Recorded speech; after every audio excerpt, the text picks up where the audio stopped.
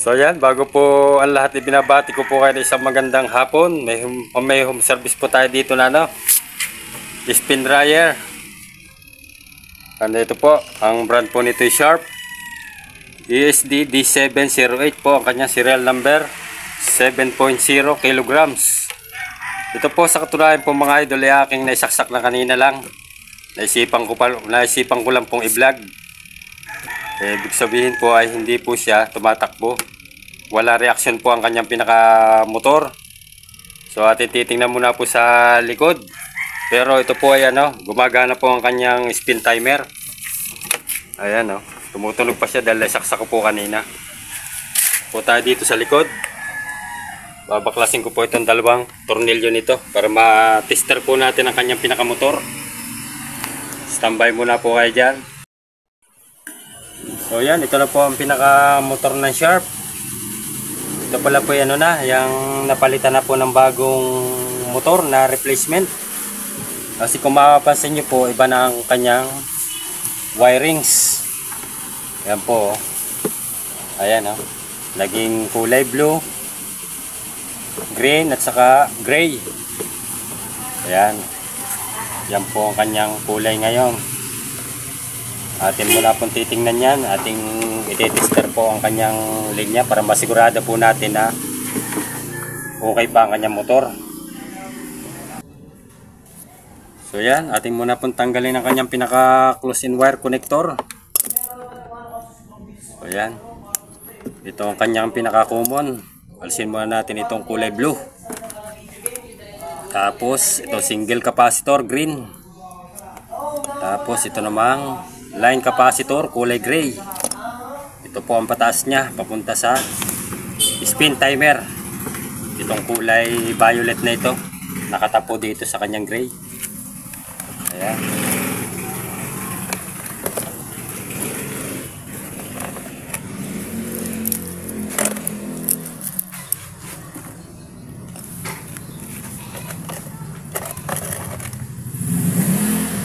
Ayan, calibrate muna ko po ang tester.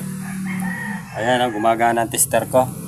Set muna po natin sa 0 ohms. Ayan.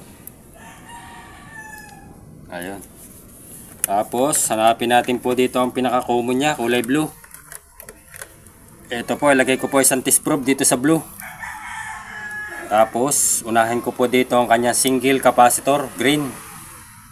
Ayan po. May resistance ang kulay green. Pumalo po siya sa ating tester. Tapos ito namang gray. Meron din. Ayan mapapansin niyo po pumapalo po ang ating tester. Ayan. Tapos ito naman pong kanyang pinaka sa taas na wirings. Testerin po din natin ito. Buhayin ko po ang kanyang spin timer. Ayan. Tusok ko po dito sa white. Ang isa. Ang isa naman dito sa kanyang violet. Ayan, wala pong palo. Walang reaction ng tester dito sa pataas niya. Ayan po. Short tester. Ayan, meron. Ang kanya naman pong pinaka-capacitor na ginamit ay 5 UF. Iset ko naman sa times 1K. Step by step muna po tayo ngayon sa pag-check ng ating gagawin. Para kahit papaano po ay kayo may makuhang idea. Para yung mga mahihilig pong mag-DIY ay makakuha ng kaunting kaalaman.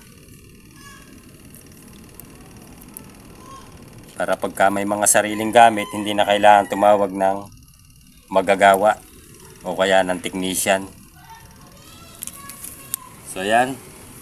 Testerin po natin ang capacitor. Ayun, pumalo. Ayan, okay pa. Ito naman po sa ganitong sukat ay tatakbo pa po ang spin dryer dito pagka ganito po atin nakukuhang sukat sa kanyang pinaka-capacitor. Ayan Kasi ito po ay 5 UF. Ano ko muna po ito mga idol. Atin munang erekta. Hindi muna po natin gagamitin ang kanyang pinaka-spin timer sa taas. Alisin ko muna po itong kanyang close in wire connector dito sa white. Ayan. Alisin ko muna po ito. Tapos i-tester ko muna po itong pinaka power cord kung good. Tusok ko po ang isa dito. Kahit naka times 10 to times 1K po yan, okay din yan. Pwede na rin natin hindi adjust. Lagay ko po dito. Pumalo siya. Ipat ko dito sa kabila. Pumalo rin siya. Good ang power cord. Ayan. Atin muna pong ilalagay ang kanyang pinaka capacitor. Ayan. Tatap ko po ang isa dito sa single capacitor niya sa green. Tapos ang isa naman dito po sa kulay gray. Ayan. Tapos kunin ko po itong isang linya sa power cord. Itap ko po dito sa common, sa blue.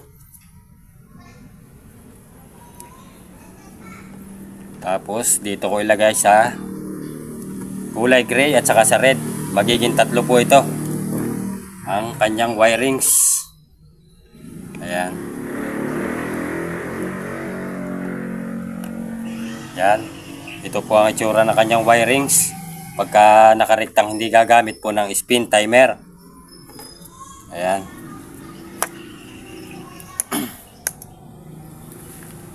Tapos i-tester ko muna po ito. Balik ulit tayo sa times 10 ang ating tester. Ayan, pwede na yan. Tapos tusok ko dito sa power cord, dalawang test probe. Ayan. Kung makapansin nyo po, pumalo po ating tester. Tingnan ko muna po kung may ground ang motor. Tusok ko dito ang isa. Tapos dito ang isa. Hindi po pumalo ating tester, wala reaksyon. Kabila. Yan, wala rin. Pwede nating isaksak.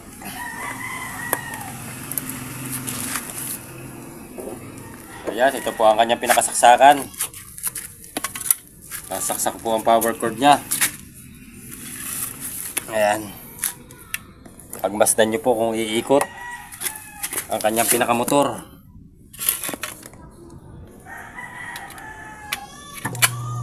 Ayan. Umiikot na po ang ating spin dryer. Ibig sabihin po, ang problema ay nandito po sa pinakataas niya. Kaya ito po ang ating babaklasin. At titingnan po natin yung kanyang pinaka contact point switch or door switch. Ayan, saka itong kanyang pinaka spin timer. Dito po tayo magpupokus ngayon. Ito po ang ating i-check mga idol. Ipopos ko muna po ito. At ating babaklasin po rin taas. Maiksi po ang tripod. So yan, update ko po dito sa aking binaklas po na babaw po. Ayan po. Ayan, ito pala po ay pinasok na ni Johnny o ni Harindaga. Pinutol po ang wirings niya. Ayan po. Pansin nyo po. Isa dito. Ayan, wala. Tapos ari yung white din sa pinaka spin timer niya. Putol-putol po ito. Ayan. Akin muna po ibababa ito para ma-tester natin. Bababa muna natin dito sa baba. Ayan.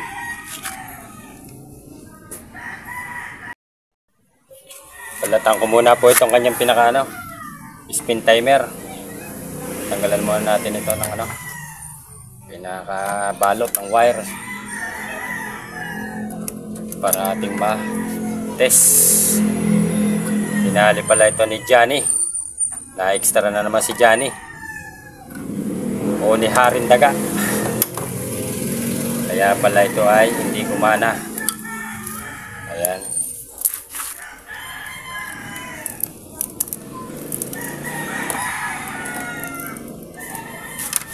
Pihitin ko muna po itong kanyang pinaka-spin timer. Ayan. Tapos iti-tester ko muna po itong kanyang pinaka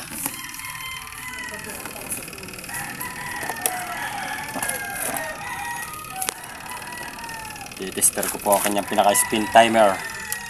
Nalagay ko po dito ang test probe. Kung pumalo ang tester, yan. Ayan. Lagay ko ulit. Ayan. Good po ang kanyang spin timer. Ang kanya namang contact point switch o door switch, kailangan natin din ayusin po ito dahil ito ay nagkakaroon ng umido. Itong kanyang ito, contact point switch, kakalasin ko muna po ito. Ayan. Yan muna po kayo at atin munang kakalasin yon. So yan, aking pong ano yan, tinignan po ang mga wirings niya. Meron po ditong ibang nakagat din si Johnny o nandaga.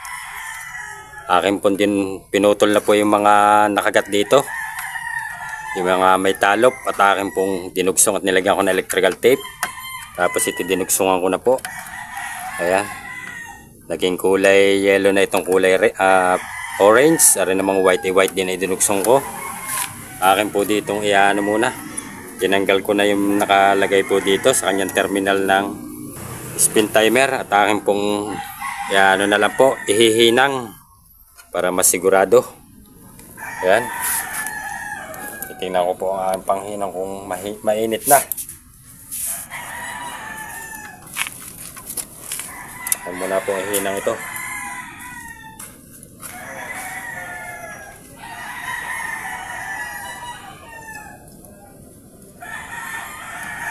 Lagyan ko muna po ng lid itong kanyang pinaka terminal ng spin timer.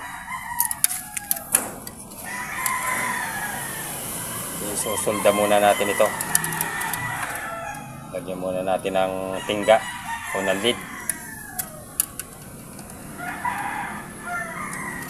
Tapos lagyan ko ng lid itong isa na wire.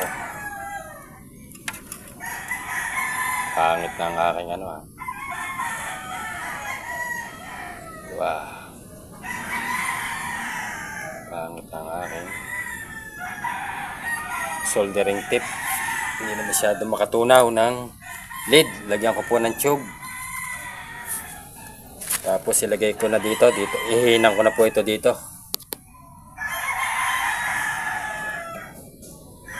Para may balot siya. Lagyan natin ng tube. Ayan. Huminang na siya. Tapos suksok ko itong tube. Ayan. Tapos ito namang isa, lagyan din natin ito ng soldering lid.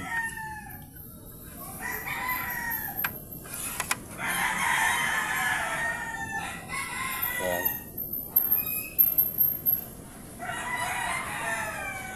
Medyo mainit lang po ito. Ayan. Umusok na.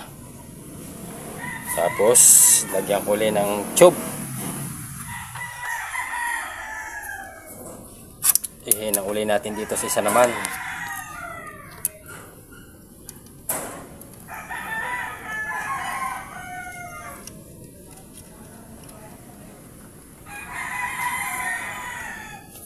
Ayan. Dumikit na. Kumapit na ang hinang. Matigas na. Tapos suksok uli natin ang tube. Ayan. Okay na yan. Tapos ayusin natin ng kaunti ang wiring sa ating hilahin ng kaunti. Sumabit dito. Saan ba yung kulay orange nito? Ayan, para ito yellow. Ayan, okay na siguro yan. Ito nga pala po mga idol, contact point switch nya. Aking kinalasting kanina at aking kinaskas po yung nag-umi doon nya. Na nagkaroon ng carbon po yan. Minsan po hindi po nagkukontak yan. So yan. Akin muna pong iti-tester ito kung okay na.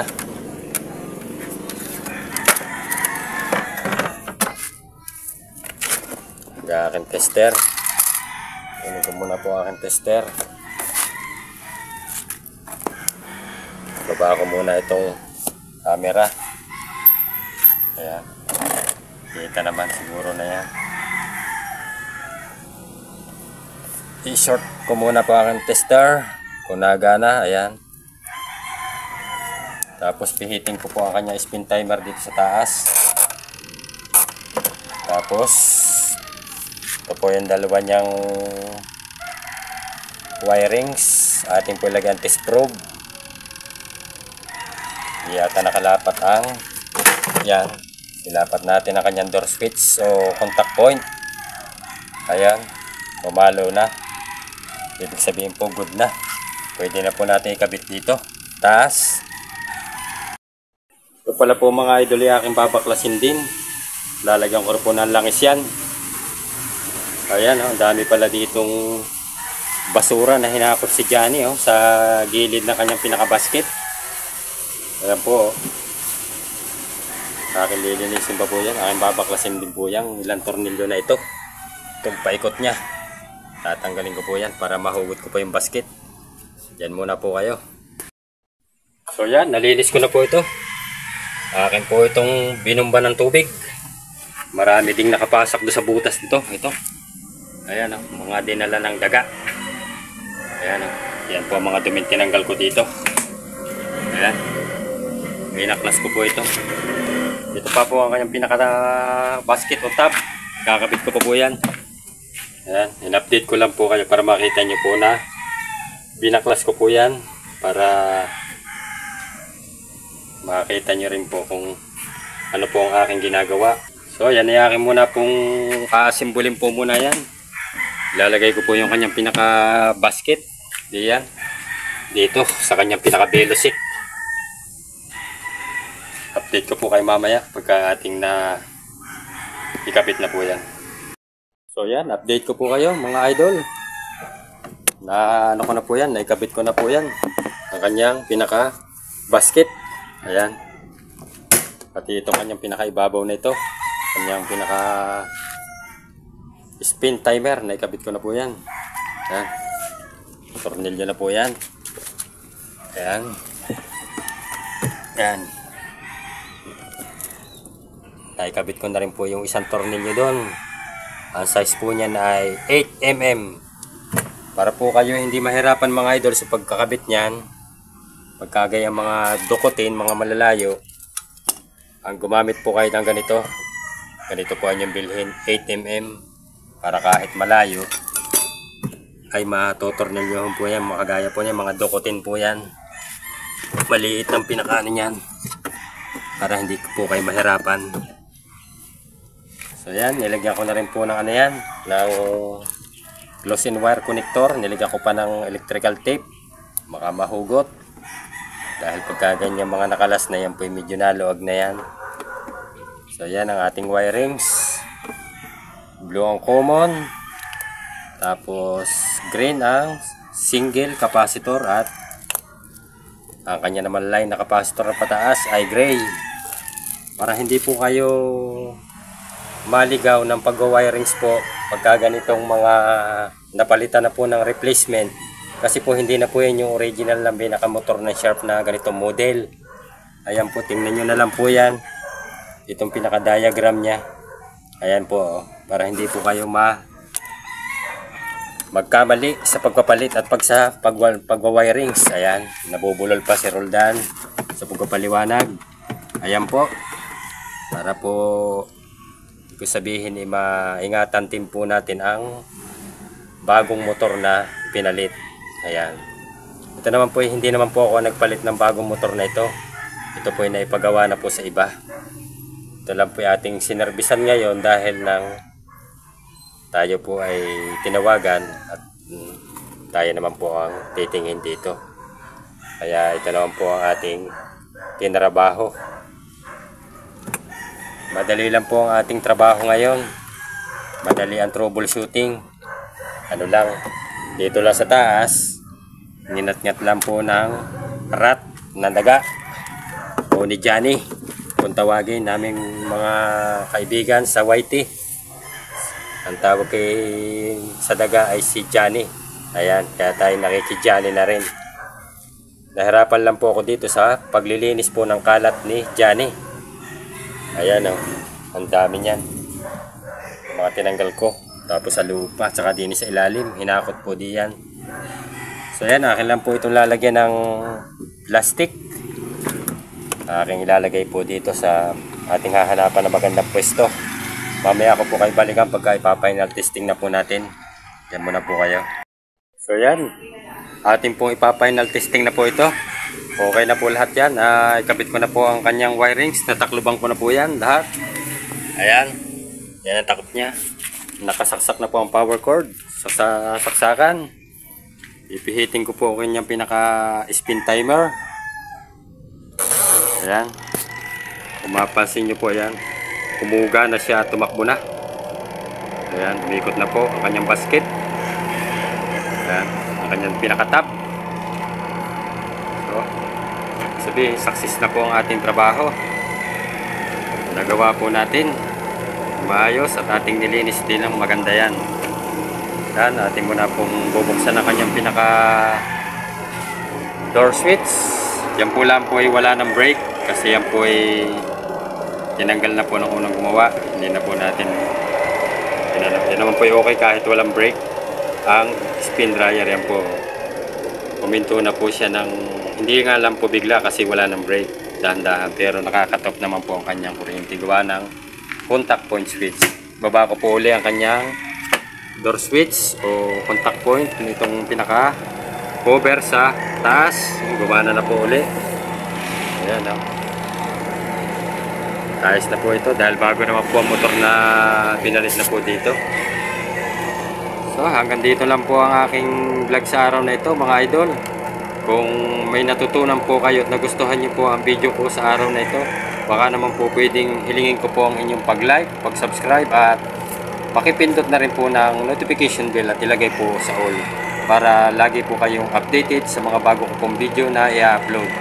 Yan, maraming salamat po sa aking mga kaibigan po sa YT, mga brother, mga lods, mga idol at saka mga organic viewers or silent viewers. God bless po sa ating lahat at ingat po tayong lahat sa pang-araw-araw nating mga hanap buhay. Bye-bye na po mga idol.